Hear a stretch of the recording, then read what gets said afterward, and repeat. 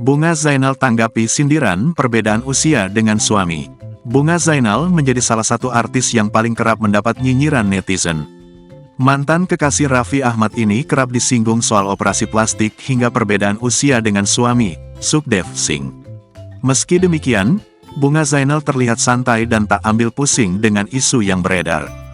Bahkan Bunga Zainal terkadang memberikan sindiran menohok pada netizen yang menjulitinya.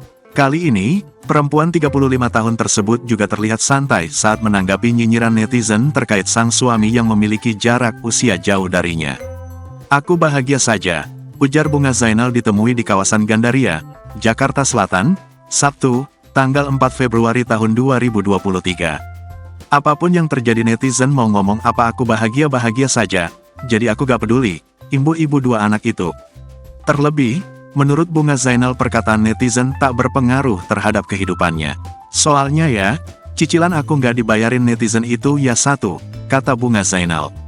"Uang sekolah anakku nggak dibayarin netizen nih ya kan, terus biaya shopping aku nggak dibayarin sama netizen jadi biarin aja berkomentar," tutup Bunga Zainal. Seperti diketahui, Bunga Zainal memang kerap mendapat komentar tak mengenakan dari netizen. Tak jarang, Bunga Zainal juga membalas komentar julid netizen melalui akun sosial medianya.